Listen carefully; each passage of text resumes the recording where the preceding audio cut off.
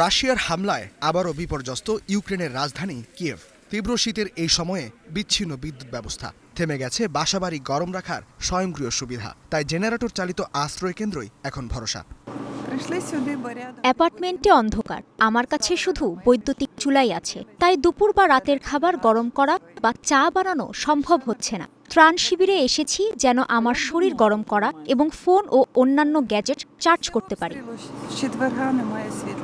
মঙ্গলবার ইউক্রেনের দুই প্রধান শহর খার্কিভ ও কিয়েভে ক্ষেপণাস্ত্র হামলা চালায় রাশিয়া। এতে প্রাণ গেছে 4 জনের এবং আহত হয়েছে আরও 6 জন। ইউক্রেনের রাষ্ট্রীয় জরুরি পরিষেবা বিভাগ থেকে প্রকাশিত ভিডিওতে দেখা যায় তাৎক্ষণিক উদ্ধারকর্মীরা ধ্বংসস্তূপ থেকে মানুষ উদ্ধার করছেন এবং আগুন নিয়ন্ত্রণ করছেন।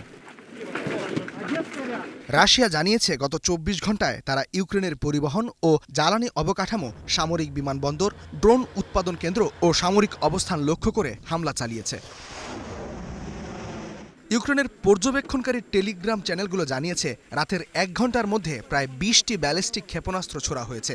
এটিকে নতুন বছরে সবচেয়ে দীর্ঘস্থায়ী হামলা বলে উল্লেখ করা হয়েছে।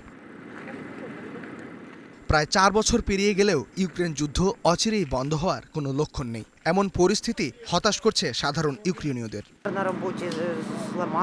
আমরা ভেবেছিলাম শহরের বাইরে একটি ছোট বাড়ি কিনব। ভাবলাম যুদ্ধ শেষ হবে। আমরা শহরের মানুষ, শহুরে জীবনধারায় বড় হয়েছি। কোথাও চলে যাওয়া সহজ নয়। আর কাদের সঙ্গে আলোচনা করা যায়?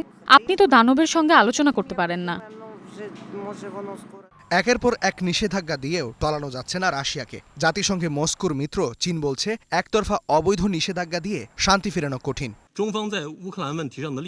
সংশ্লিষ্ট পক্ষগুলোর সাথে যত দ্রুত সম্ভব একটি সার্বজনীন ও স্থায়ী শান্তি চুক্তি করতে হবে, যা সংঘাতের মূল কারণ দূর করবে। চীন কোনো পক্ষকে একতরফা অবৈধ নিষেধাজ্ঞা আরোপ বা বাণিজ্য বাধাগ্রস্ত করার সুযোগ দেওয়াকে অনুমোদন করে না এবং বিশ্বকে বিভক্ত করার কোনো প্রচেষ্টাকে সমর্থন করে না।